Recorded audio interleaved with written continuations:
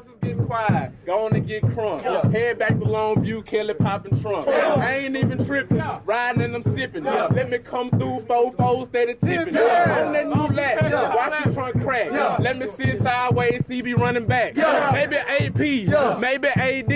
I ain't even tripping cause we some athletes. Messing with Smitty in the summertime. He get pissed if we don't make our time. But we gon' get it, cause we gotta finish. Nebraska Horn Hustlers, man, we diminished. Put them boys little, paint like a skittle. I ain't even tripping, I ain't never double dribble. Cause I'm a player from the Himalaya. Let me sit sideways, man. Maybe back door, maybe fall off. Sipping codeine cause I gotta kill a cough. Let me sit sideways in the big Benz. Oh, you boys, they my brothers, they my friends. Holla at Coach Sumlin, holla at the Stoops. Let me sit sideways in the two-door coupe. Cause I'm sitting clean, foes on the lean. Look at my pants, got a sag in my jeans. Let me sit sideways cause I'm steady coming. PT throwing that ball and it's humming. I'ma gon' catch it, I'ma gon' wretch it. Man, I'm sitting sideways, boy, show naked today. Welcome back to FullbackU. Got another great episode. My man Brad Reed producing, and just honored myself, JD Runnels, to have a great buddy of mine. I actually look at him. I was telling Brad off the air, I look at you, Trent, as a younger version of me somewhat. But my buddy Trent Ratterree, how are you doing? I'm doing pretty good. Thanks for having me on. Of course, we go back, and it's always a pleasure to be able to sit down and have a conversation with you. So I feel the same way, bro. Just tell everybody, I know what you're doing, but just tell everybody else what you're up to these days. So these days I work for Congresswoman Kendra Horn. She just got elected in Congressional District 5. It covers most of Oklahoma County. And then Seminole and Pottawatomie counties. So we're talking Shawnee, Seminole, Wowoka, Kanawha, kind of that part of the state. So you've been very, I said you're a younger version of me. We speak a lot about the same issues. And over time, I've grown to look forward to what you talk about. You've been very vocal on some of the same things that I've been vocal about: concussions, women's rights, race, even. Why politics? So the politics question, honestly, the reason why I got in, I guess I can start out by saying this, is that I quickly realized that politics are local.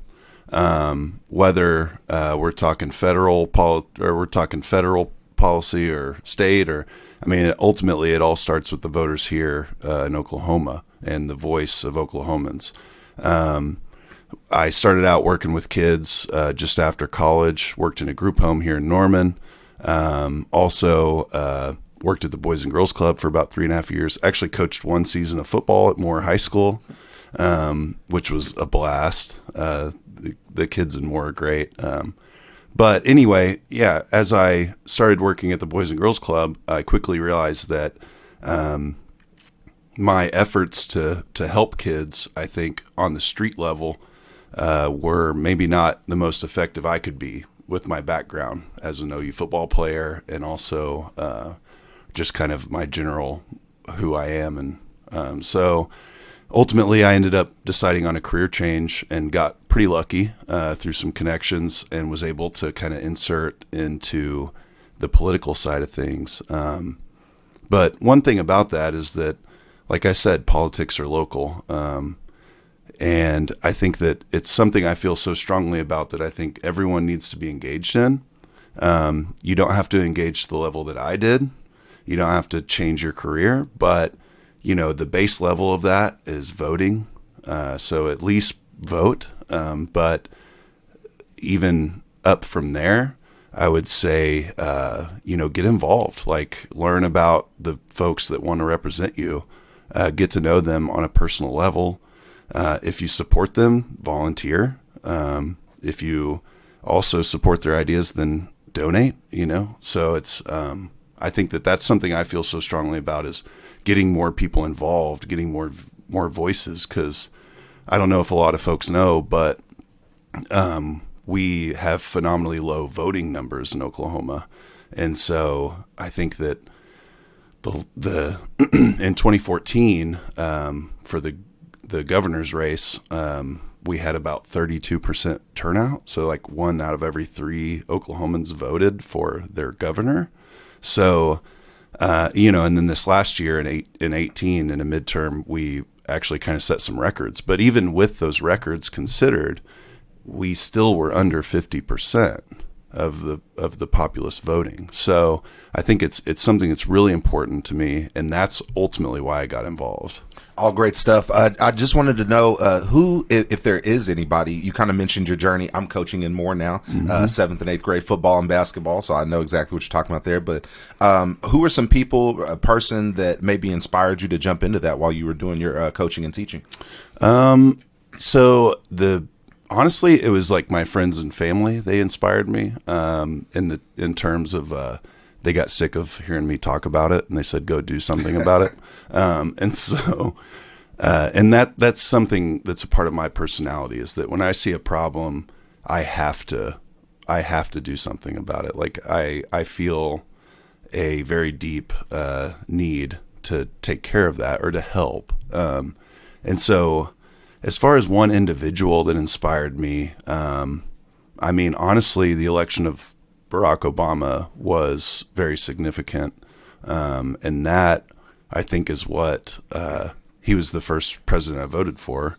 And so that, I think, was something that kind of changed my mindset, especially with his background. At 27 years old, he was an organizer in Chicago.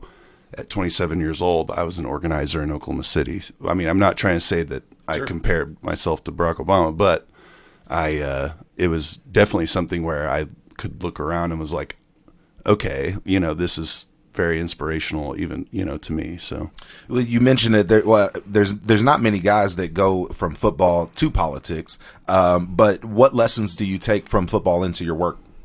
Quite a bit. I mean, that same competitive edge that you had to keep to be able to stay on the field at OU, not only competing intra-squad, but also competing against the best, in the game, Like, we played some of the best players that, I mean, I blocked guys that went in the top 5, in the NFL draft. So it's very competitive. I think that still remains. I think that, but it's just a little different.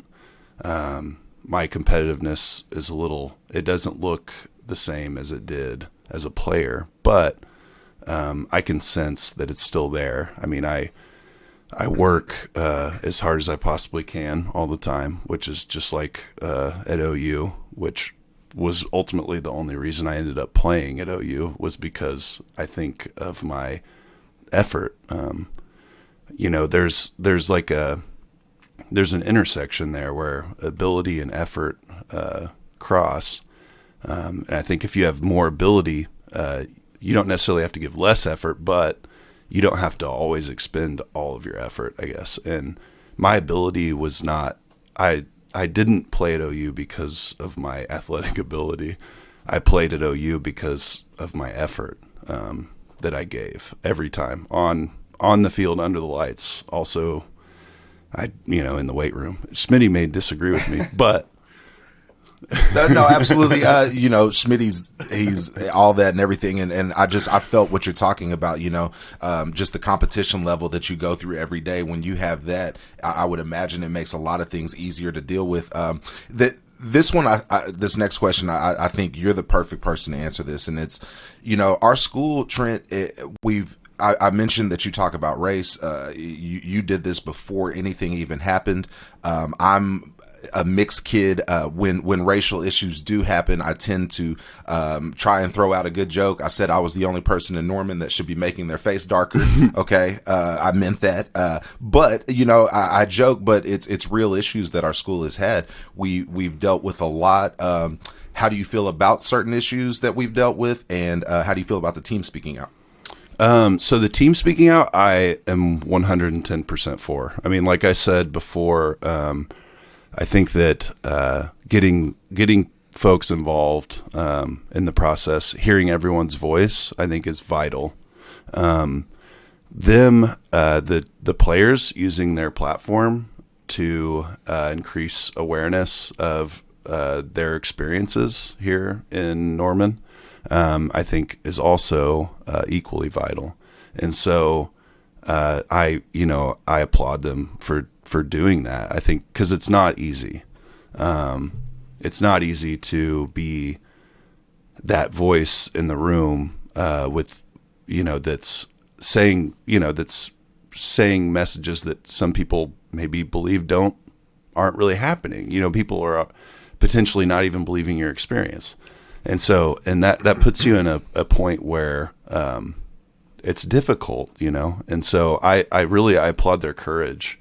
As far as the things that are happening at OU, those are things that, and this, we've talked about it, they've been happening, and a lot of people are surprised, but, I think that the university has a unique opportunity to handle it and to potentially get, maybe, not eradicate it, but like also, deal with it in a public way and be the standard. We always talk about the Oklahoma standard, right? And I think that standard is usually applied, in disaster scenarios. And I think that in this sense, the Oklahoma standard applies because in Oklahoma, we value our care for people.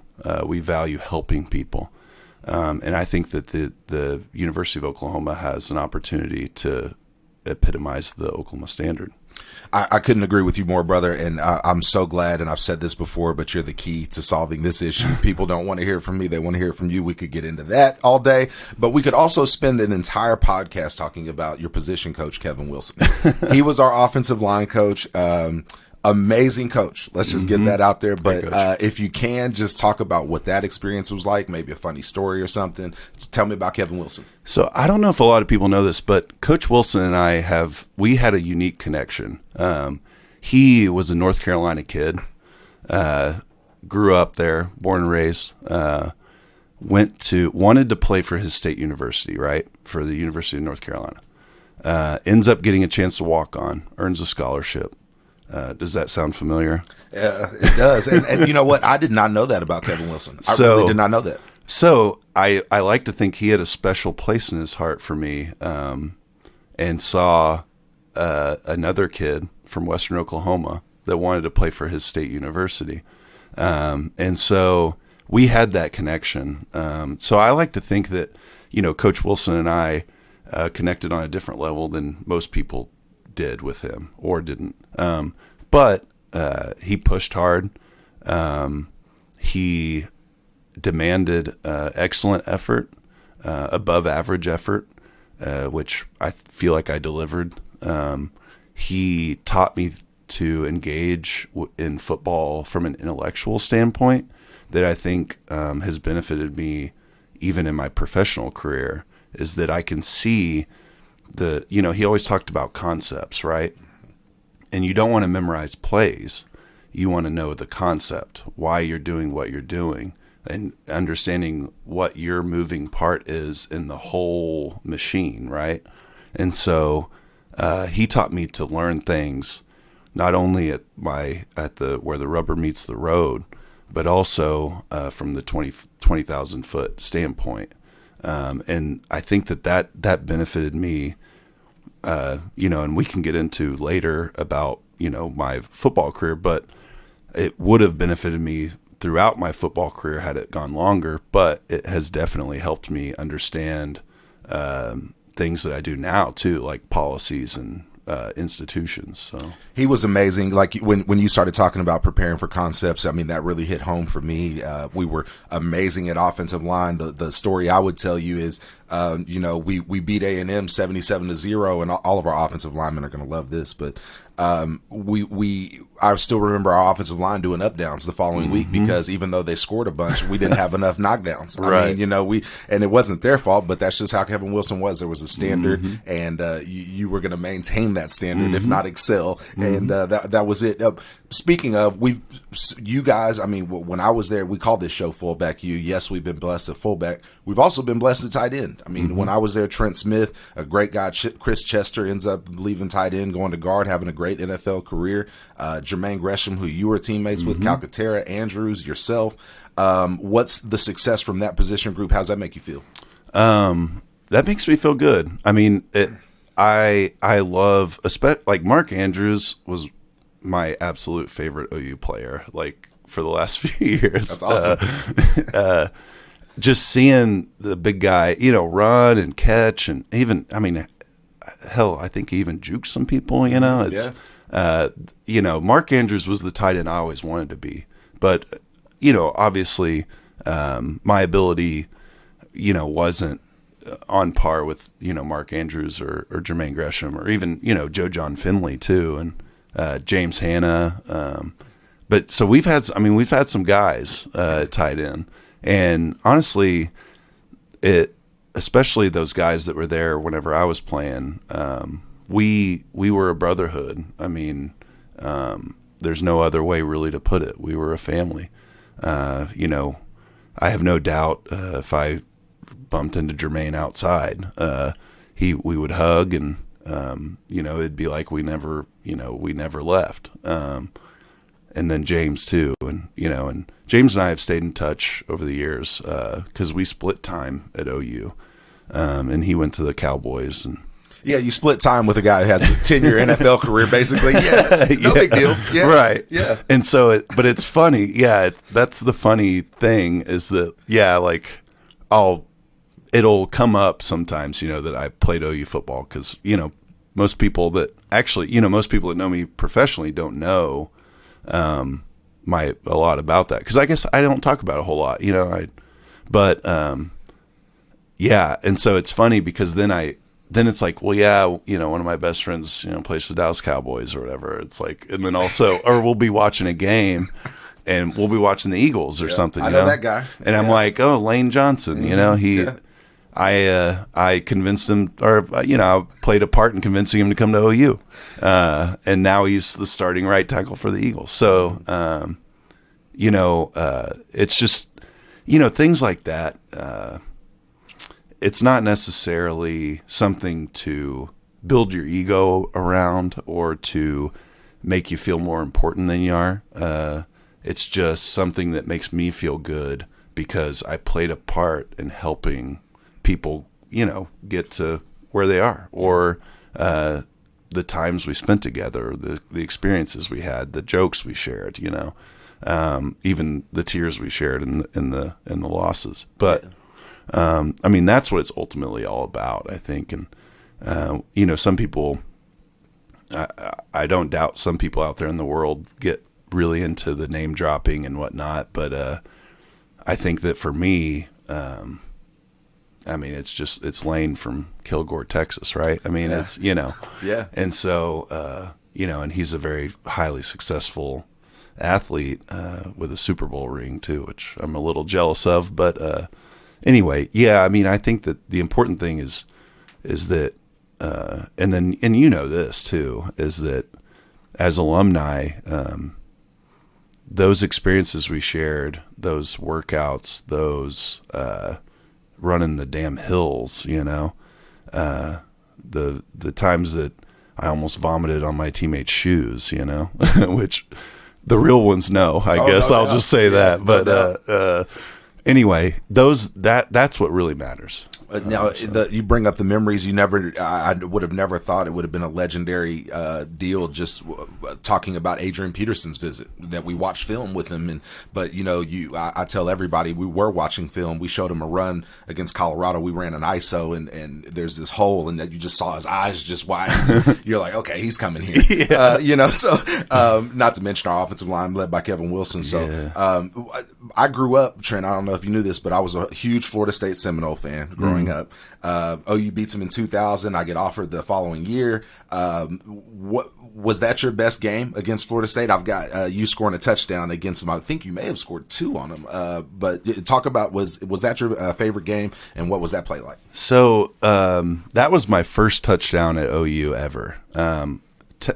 Technically. Okay. So I'm going to back up to 2009 against Stanford in the Sun Bowl. I remember that. I'm still advocating. I scored the touchdown. They didn't give it to me. But they said I was out at the 1. But Stanford was, so that Stanford game was pretty good for me. I think I had 3 catches for like 80 something yards, and then a non-technical touchdown, in my opinion. But the Florida State game was when it finally came together. I remember, I think I went hot. I want to say, I know it was a flat route, but I want to say I went hot. So that means they blitzed. Mm-hmm. And so I toss the guy I'm blocking, and I'm the outlet to protect the quarterback from getting hit. And so I catch the ball, I turn around, there's a guy ahead of me, and then I can sense there's about 3 guys running towards me from my right, and I was on the east sideline, and I'm thinking, there's literally no one in existence that's going to stop me from getting inside this end zone. I think even back in the day, they interviewed me. I don't know if they quoted me on this because it's a little rough, but I think I said Jesus himself would not have stopped me from getting in that end zone. Very nice. So I pushed through. I hit the inside shoulder just like Coach Wilson taught me. I think I ended up taking another guy from behind, or another guy got on my back and just kept running my feet, and ended up, I didn't stretch the ball out just like I was taught, ended up falling in the end zone from about the waist up, and that was my first touchdown. So very nice. Mine actually was against South Florida. 3rd game in, we ran past 27. I'm sure y'all had the same thing. Yep. Ran into the flat. It was a pretty cool deal. My grandmother, it was her first game she had got to make for OU. She didn't make our first 2 games, and so she was sitting in the end zone that I caught the touchdown in. So that was really cool. And then my last touchdown in high school was at OU. We played Altus at OU, and I scored in that end zone. So my last touchdown in high school and first touchdown in college were in the exact same end zone, so that was pretty crazy. That's cool. We mentioned and you again we're great about describing how defenses work, but what's your thoughts on our defense? I've been a defender of our defense. I think that a lot of people give them a hard time because people score, but we play in a league where everyone scores a lot. And so I think that, the pace of your offense also determines how your defense performs. And so if your offense is scoring like they are, we've had 2 Heisman winners in the last 2 years, potentially, knock on wood here, but potentially 3. Your defense, that's something Coach Wilson taught me too, is that the complete team game, right? And one thing he would talk to us about that year in 2008, where we scored, we set the record at the time. Oregon ended up breaking it, I think, the next year. But we scored 60-something points for 6 or 7 games in a row. Amazing year. And that was the first year of my eligibility and the first year I appeared in games. I played like the middle 5. But anyway, so I remember during that year, something he taught us is that, hey, we cannot score in 3 plays every time because it's going to wear your defense out. They have to have a break. And so that's kind of the rub, I guess. Like, sure, you want to run the kickback, but when you run the kickback, your defense is immediately right back on the field, And so, and then also, with your offense, if they're scoring really quickly and not possessing the ball, then your defense is, those players they're humans too. They're not getting the time to rest that they need. And so, and I'm not saying that they are weak or that they are, lesser than anybody else. I think that it's just, we play in a league where people score. We play in a very offensive focused league. And so I think that people need to get rid of this idea that we're not going to shut people out. We may here and there, but I don't think that's the goal. The goal is to win the game. The goal it's not to keep them, never score more than 10 points.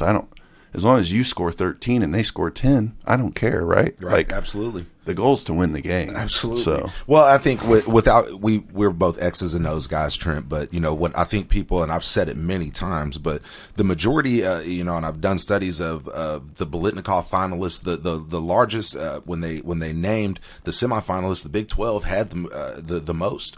So what that tells me is your receiver play is going to space. You're going to have the top receivers in depth in this conference. You're going to space them out. You're going to throw jump balls down the field. It's going to spread your defense out, and you really have to be efficient on all three levels, i.e. Alabama or Clemson are the only ones who, seem to have those type of athletes that, defensive line can stop the run and pass rushers. Linebackers can cover and stop the run. DBs can cover in space and tackle in space. Right. I mean, those things that sound easy, but they are very, very difficult, which is what you mentioned against Texas, against TCUs at times, against Iowa State, who's got a man for a receiver out there every year. And that's the other thing, Trent, is back when we were playing Iowa State, they were I formation, but they'd stick two big 6'6" guys out there just as wide receivers just to give us problems. Yeah. We can't recruit a 6'6" DB. You just can't. I mean, so they don't exist. They don't exist. And so, but enough of that. That was great stuff. But I want to tell people that, I started this Facebook group, and it has only OU football players in it. I say you were a younger version of me, and I hope you take that as a compliment. But I say that a lot. I say that a lot because of some of the things that I've seen you say in there. It's been a lot of times, I think of the Tavon Austin game of West Virginia back in the day. I think you were in the room at that time, but we have players who are coming from different eras and are just all upset. We have, we bring up the SAE deal or something. We have people who, and there's sometimes you and I have to be that middle of the road type guy. And I feel like have been a wonderful voice in that. But I want to ask you, why is it so important to you? Well, I mean, it just, and I hate to repeat myself, but I mean, it just goes back to, the same reason why I do what I do. I really believe that everyone has valid experiences, has valid opinions. I also believe that we as citizens, or even just as folks, like as people, have it's our duty to hold institutions accountable. Especially public institutions, I think. That is something that is very important to me. I think that we have to, especially with our platforms, right, as former OU guys, we need to we have to advocate for our brothers that are playing right now. OU alumni, former especially football. I mean, I think I speak for all sports whenever I say this, but football, it's a family, and in my family, if someone's messing with my family, I'm going to come in, I'm going to defend them, right? And so I think that's a culture that I think is important that we facilitate even within our ranks in that group. And so it's something that's very important to me that we maintain, because to me, losing contact or us getting mad and disengaging sounds like a nightmare, frankly. And so I truly, anybody I didn't even play with, but people I played with, people I didn't play with, anybody that plays at OU, as soon as I learned that, I feel a pretty deep connection already, whether I know them or not. And I think that other folks feel that way too. I mean, Trent Smith and I hang out sometimes, and you and I, and we never played together. Very true. Trent and I are Western Oklahoma guys. He's from Clinton, unfortunately. Nobody's perfect, but anyway, yeah. So I mean, it's just something that's really important. Even Joe Washington and I are we stay in contact, and so there's something that you guys, you specifically, Joe, as the executive director of the Varsity O Association, you guys have built this, and as a younger guy, I see it, and I think it is extremely important. and that if it were to go away, it would be that would be terrible. So I agree, and I think we've been able. Jakey Sandiford deserves a shout out too. Yeah, You know, all I did was start a Facebook group, but I mean the thing has evolved into a huge network for guys that need help, guys that if they're down on their luck, if they fall upon bad times, that's what we need. We just need to keep, and we need to keep in contact. That was going to be my next question: is who are some of your teammates that you still keep in contact with? You've mentioned, Hannah, and you talked to Trent Smith and those guys, but who are some of the guys you're still close to?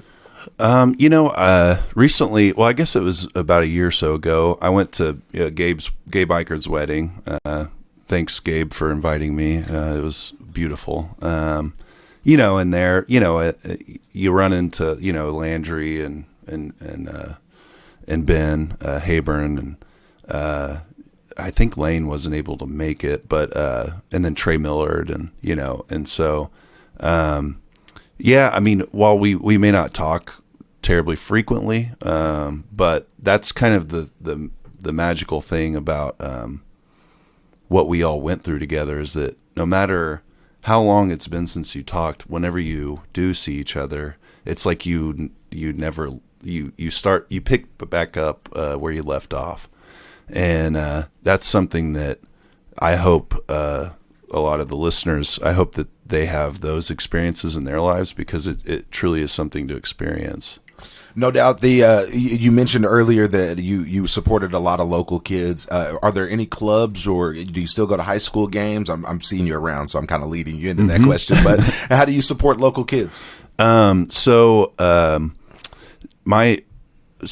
actually go back to Weatherford quite a bit. My nephew's a junior in high school at Weatherford. My niece is good player too. Oh, thank you. Well, I guess was that appropriate for me to say that? Yeah, anyway, right. But no, I appreciate that. I'm very proud of him. My niece is in 7th grade. She plays sports as well, and so something that is I came from a family of all boys, right? And so with my niece now, that's something that I'm kind of starting to try to talk about more, is the importance of women's sports and the imbalances. I think I wanted to tweet about this, but I was so angry about it. I'm not sure I could have said it the right way. But recently, I was at one of my niece's basketball games, right? And there's 6th graders. She's 12, and the refs are not even paying attention. They don't even know what team is going what direction. Ball goes out of bounds, points the wrong way, says the right team color, right, points the wrong way, And to me, like, anybody else would be like, oh, it's an honest mistake. But like, to me, I was like, you are not paying attention. And why? Like, why are you not paying attention? This is your job. You're paid to be here, And so it was very frustrating for me, which I imagine, and I asked my mom about it. I was like, what do you think about that? And she was like, well, he's not paying attention. I was like, well, why? And she's like, well, and I'm like, listen, I was like, Mom, I wanted to let you know I see it, and I maybe not always have seen it, but I definitely see it now. And that's something that I think needs to change. And so to answer the question, I think that the way that I think I can support kids in the best way is the ways that I've kind of been doing, where whenever I worked for teachers for the Oklahoma Education Association during the walkout, they were there they weren't there for pay raises. They were there for their children, because they want, and this now that you work in public education, especially in Moore, they want the best for their kids. They want them to see a book that talks about Barack Obama being president. They don't want them to have a history book that stops at George Bush, And I mean, that's just one example. I mean, if you look at how everybody always talks about scientific, how fast our field of science is growing.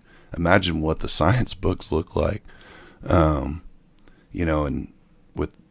so anyway, and I can go into that all day. But anyway, so I think that the way that I feel like I support kids is maybe from a less on the where the rubber meets the road. But I think that everything I do, because that's where I got my start, was working with kids. And I saw the worst of the worst between the group home, between the Boys and Girls Club, whenever I was running tutoring time, trying to tutor a kid. She doesn't have a textbook, but she has a BlackBerry. And I don't know if people are very familiar with what photographs on BlackBerries look like, but she had photographs of her lessons. Virtually, we couldn't read it, and that's what we're talking about. And so I think that, once I saw that, I was like, and I think, a lot of OU guys have gotten into politics, J.C. Watts and even, Larry Bush ran for state legislature out in Lawton this last year. I think that we see our platform as former OU players, and then we also feel a need for service. And I think that's what JC felt. I think that's what a lot of us feel. And so that's where I come from. You mentioned service and also me being a teacher now. And, man, I'm not even a real teacher, Trent. I'm just an assistant. But one thing I'm learning, I tweeted this the other day, is if you don't have your own classroom, you have about 75 of them, right? I saw that. So you're working nonstop, and there's a lot of people doing God's work in our functional classes and with the ISD kids. I will just put that to you. Absolutely. And then, you're right. Some of the study habits, we're still telling kids to show their work in math, but we've got to get it to a point where we are teaching current science and current things like that. So this has been awesome, Trent, and it kind of leads me into our Twitter questions. So we're going to have to do this again, but perfect. You got 4 Twitter questions. I'm going to kind of rephrase his because you've already answered a few of these, but basically he wants to know, you had other options to play for free, but why did you choose OU? And what is the one thing the state of Oklahoma can do to improve our education system? That's from @ntom10. Okay, that's a great question. So to answer the first part, the way I phrased this, my recruiting process was a comedy of errors, I would say. I had a really unique opportunity. A close friend of my brother's also had a close friend who worked for the University of Missouri. He was just showing me around campus my sophomore year. We bump into, I want to say, Brian Odom, who is still there. He's at OU now. Oh, he's at OU now. OU now. They brought him. He's a linebacker guy. Okay. And so, actually, I may have the wrong Odom. No, Barry's the head guy, but Brian was the linebacker guy there, so they brought him over. So it was maybe it was Barry. Okay. I think it was Barry Odom. Sorry. Apologies to the Odoms, but we bump into him, and I'm 15 years old, 14 years old, whatever, and I'm like 6'4", 220 pounds, and pencil necked, as Coach Wilson would call me. Lucky that's all he called you. He also called me. He said I had Alfredo arms one time too, which it's fettuccine is the pasta. But anyway. I won't criticize him too much, but anyway, he told one of our guys they looked like a bag of milk when they took their shirt off. I mean, oh, you're gonna make me lose it. Yeah. Anyway, so I run into Coach Odom, and and he shows some interest. They stay in touch, right? So I'm thinking I'm going to Missouri, because I don't know if anybody's ever been to Columbia. Beautiful town. The campus is incredible. The culture up there at the time, was pretty good, I think, within the team at least. So anyway, I'm pretty stoked on Missouri. As the years go on, they stay in contact with me even into my senior year. And then things kind of fell off. Also, Colorado State was pretty interested. I had an offer actually. But before I could really accept, they ended up losing some scholarships because of some recruiting issues from like the year prior. And so I lost that scholarship opportunity, which I was pretty thrilled with Colorado State, Coach Lubeck, I think, was the one that recruited me up there, which he came and had dinner at my house wearing his Super Bowl rings from the Dolphins. Nice. And then from there, I got recruited by a few other schools, Tulsa, Rice. OSU kind of came in late, but they offered me a walk-on opportunity, which I was kind of like, well, thank you, but no thanks. But the funny story is that actually it was when OSU came in. They came to my school to talk to me and another guy. And Coach Boyd, Alan Boyd, was my basketball coach. A little bit about Coach Boyd. He was a GA on the 88 basketball team at OU. So we're talking, Tisdale. Yeah. Those guys. Ballers. Yeah, one of the best teams ever. And so very strong OU person, right? He sees OSU there, and he asks me, has OU been contacting you? And I say, no, not really, And then he called, I believe, and Coach Gundy can correct me if I'm wrong, but I believe he called Coach Gundy and says, hey, y'all have to get out here. They show up the next week. And so then, Coach Gundy connected me to Coach Wilson because he had just been named OC and tight ends coach that year. So we're talking, I think, 06. And so that was kind of how that worked out. Coach Wilson, offered me the chance to walk on because at the time there was 5 scholarship tight ends, also 3 walk-ons. Wow. So we had an 8-man room. I don't even know if they had a chair for me at the time. Because actually they didn't, because I came and visited during a meeting and I had to stand because there was no place to sit. I was going to say the most we had was maybe like 5 or 6. Yeah. Wow. Well, and that didn't even count the fullbacks. There you go. That was Wow. only 8 tight ends. And then, then you also there was Clapp and Dane Zaslaw and Ian Pleasant. So we had an 11-man room, and I haven't graduated high school yet, right? Well, that spring, Aaron Cummings breaks his ankle, right? A tragic injury. Wasn't able to continue to play anymore. Brody also gets hurt, right? Brody's able to come back in the fall, but those 2 injuries happening at the same time, I think, kind of showed them that, things can change so quickly. So anyway, I come in at the end of that, decide to walk on. I also had some offers from like UCO. I had a basketball offer from Cameron. SNU. Very nice. SNU wanted me to play 3 sports because I all-stated in basketball, large school. I won state in discus, no awards in football. How about that? And so I had some offers. Harvard wanted me to come play football, basketball, but they don't do athletic scholarships, so that was a whole different thing. But anyway, not to be too long here, but yeah, so OU was the best opportunity. My parents didn't want me to go to Boston. I was pretty into going to Harvard, but it's quite a culture change, from Weatherford, Oklahoma to Harvard. Yeah. Going from running through the fields and laying down and looking at the clouds to living in Boston where, it didn't really seem likely, I guess. So the OU was the constant, I think, through at least a portion of that. Coach Wilson was very honest with me. Coach Merv was very honest with me. This is kind of funny. And actually I just thought of this. It popped up, but so Coach Merv, I remember on one of my visits, unofficial visits for walk-ons, tells me, he kind of looks at me, how he does. Mm-hmm. He goes, Trent, you kind of remind me of a guy from Chickasha, Steven Alexander. And I was just like, and I know who Steven, right. He's like NFL 10 years, no big deal. Yeah. And so I'm just like, oh my God, just thrilled to hear, best compliment you could have given me. And so they were very nice. They were very good, very honest. And so I just felt I was a little disillusioned with some of the other schools and the way that, not that they did anything terribly wrong, I guess, but the way they handled me, I think was much different than OU.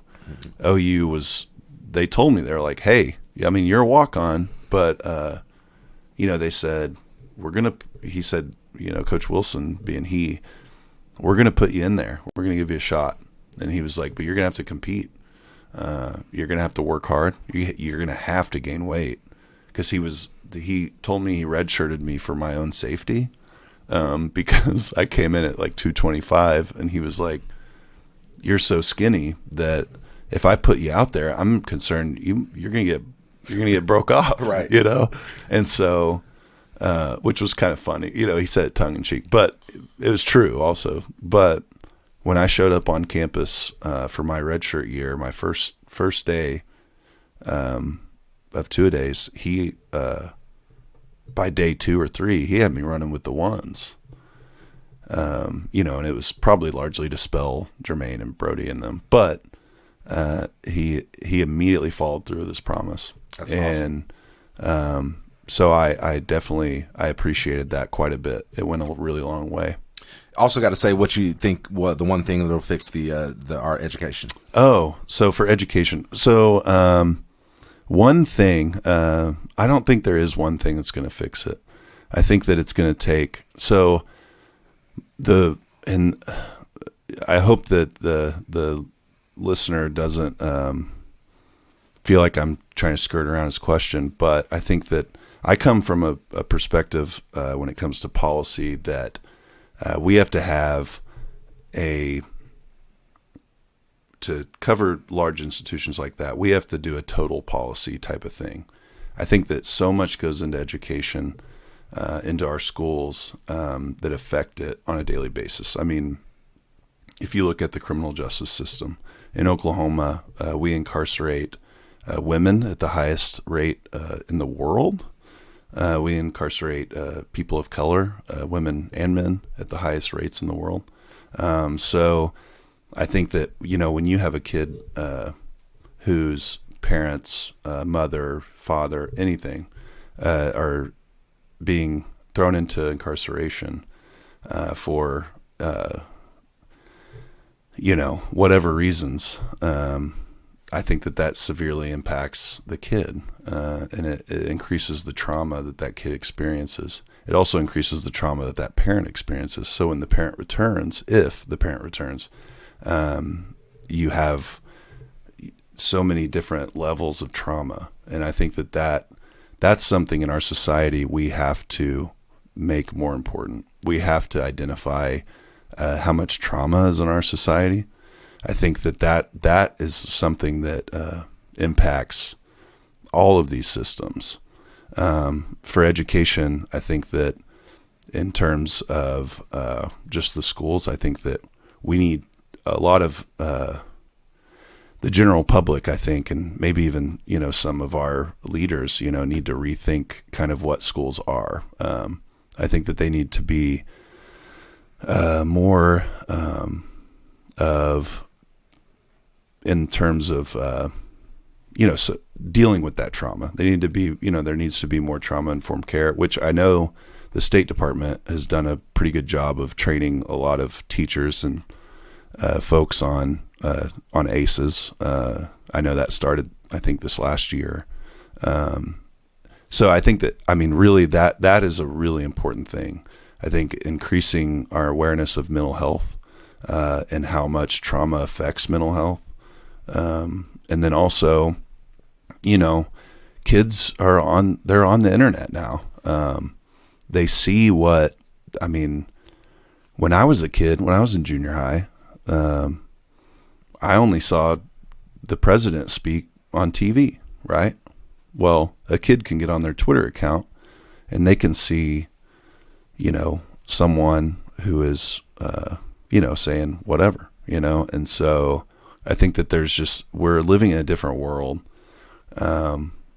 But, in terms of Oklahoma education now, I think that, more classroom funding, I think, would go a long way, because we have great people like you, JD, that are working in our schools. And we have great people who are teaching. And that is their profession. And I take that very seriously.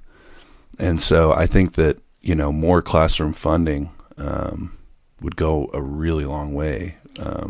Like, for instance, and I don't mean to pontificate here, but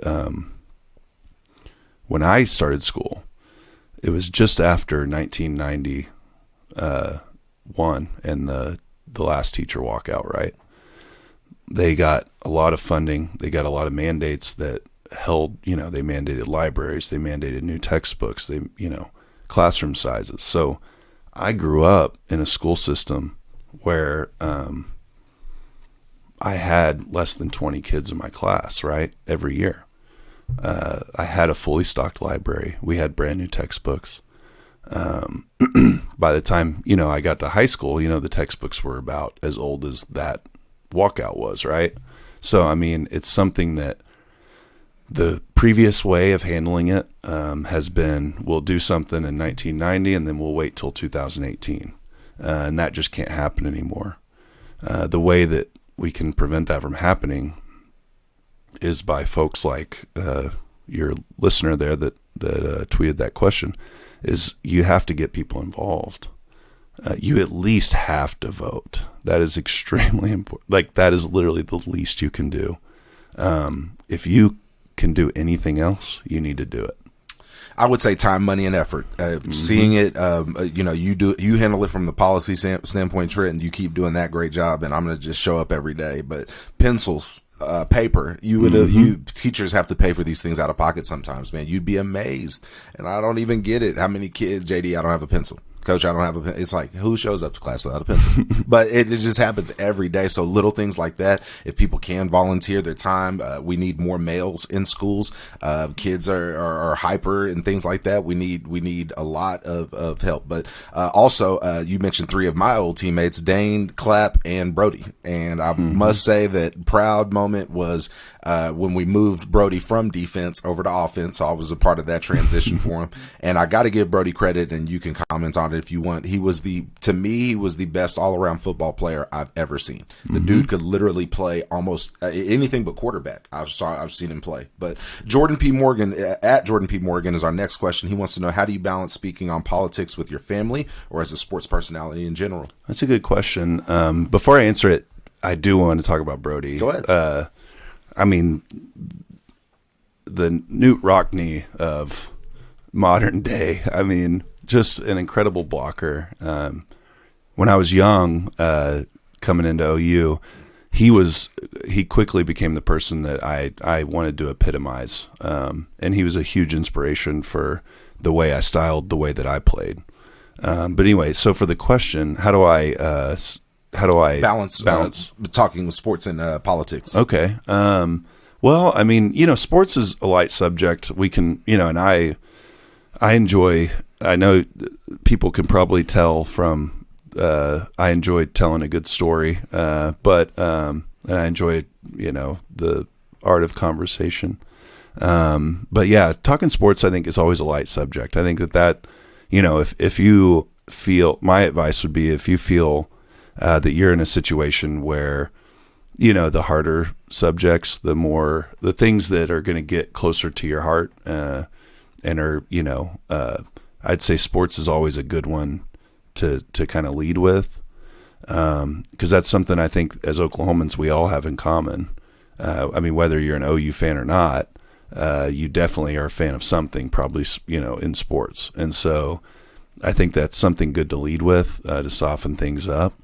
In terms of talking politics, there was a time, and, I'm afraid some of my family is going to watch this, so I'm going to be extremely honest. There was a time where, I would be more argumentative, more militant, right? I think that, as my gray hairs increase, in my old age here, I've moved more towards listening, because I find that way more impactful than anything I have to say. Because when you listen, you find out what other people feel and think and believe.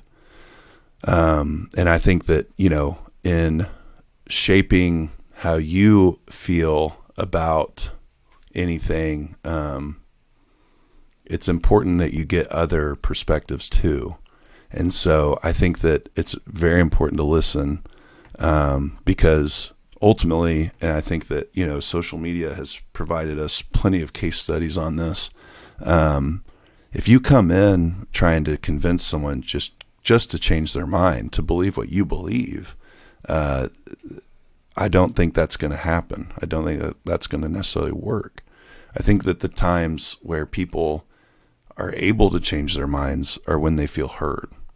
And then, not to talk about too much about my boss, but, the Congresswoman Kendra Horn, that's something she does an incredible job of.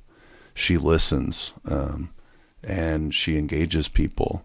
And I think that I've seen it firsthand, and I think that that is a very effective way.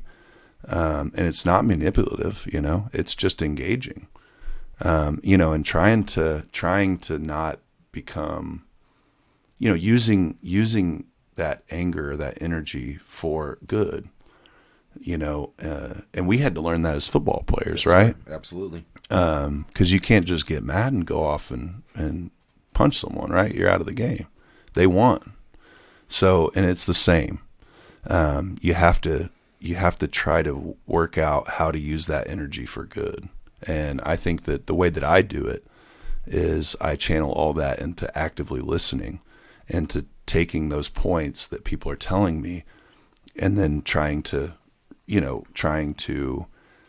reiterate those back to them and say, okay, and then, you can agree on some things typically, but it's like, but this thing, I think maybe we just see the world a little bit differently or, and that's just one example. But, I think that listening is the start, should be the start to any political conversation. At Chris_Lambakis, I hope I said that right. He wants to know, coming out of Weatherford with several past players going to OU, a lot of them I was teammates with, Russell Dennison, Wes Sims, Lance Donnelly, great players. That was from your school. Had you always been dead set on playing at OU and adding to the Weatherford Eagle legacy in Norman?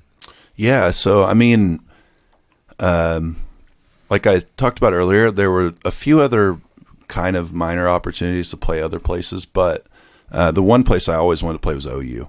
I think I've told this story a couple times. My brother would take me to OU games whenever I was like in junior high and late elementary on my birthday. So, because typically we played like Baylor on my birthday, so it was a good ticket, right? Great day. And actually, I was at the A&M game when y'all beat them 77-0. Very nice. So I'd go on my birthday, and I remember one time, I think I was like 11 or 12 years old, and I remember just watching the game and being just enthralled with all the guys. Just y'all are running around. I think you were warming up. It was like halftime, maybe even. Dancing, it just looked like everybody was having such a good time, right? You're enjoying the sport you're playing while also just enjoying each other. And I was like, I turned to him very seriously, like I typically do. He'll probably laugh about that. And I think I said something to the tune of, you're going to see me down there someday.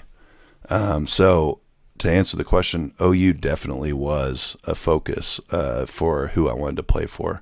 And then as far as these other guys go, Donnelly and Dennison and Sims, that's where the community kind of stepped in and said, hey, don't, not that they have any problem with UCO or any of these other schools. They just said, if OU's your dream, you need to go to OU. And so that's ultimately kind of why, and it's kind of, in hindsight now, it's fascinating to think about that, is that people in the community literally stepped in and said, you need to go there. And so I appreciate them, and then I also appreciate that question. So. That's awesome, man. Last one, and again, this has been awesome. So thank you again for your time, man. At Is This Shit On? This is good. It'll be a great one to end on. At Is This Shit On wants to know, how often do you throw it in everyone's face that you have one of the greatest football plays in both Bedlam and OU football history? For people that don't know, I was hit up. This was about 3 different questions was this same play. I guess you are known. You have to describe the backstory of the play, and then to answer, you can answer the question. Okay. So my most famous play is a defensive play. We were we were ranked, and I may get these numbers wrong. We were ranked somewhere. We were definitely outside of the top 10. I think OSU was even ranked ahead of us. So we came in as underdogs. It was that 2009 season. Sam got hurt. Jermaine got hurt. So you had, me starting at tight end. You had Trent Williams got hurt. So Eric Minsick moved from tight end to tackle.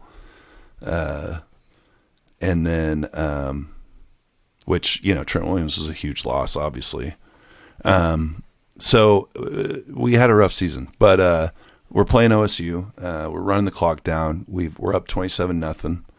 I won't throw his name out there, but our running back fumbled it. By no error of his own, just one of those fumbles. And then a guy from OSU, I believe Justin Gent, I may have pronounced his name wrong, picks it up and is running unopposed to the end zone. Well, I was like, I don't want OSU to score. And I'm offended he's carrying my ball, right? And so I chase him down somehow. I'm not a fast person, but also apparently Justin's not a fast person either. So I chase him down, and I notice while I'm chasing him, I'm like, best case scenario. And I'm thinking this in a matter of seconds, right? So keep that in mind. And I'm thinking, he's swinging that ball. And I go, I'm not going to tackle him. I'm going to get the ball.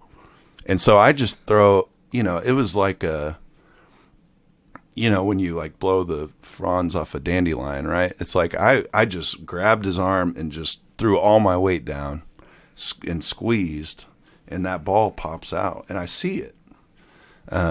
Well, there's other people running too, apparently. I didn't realize.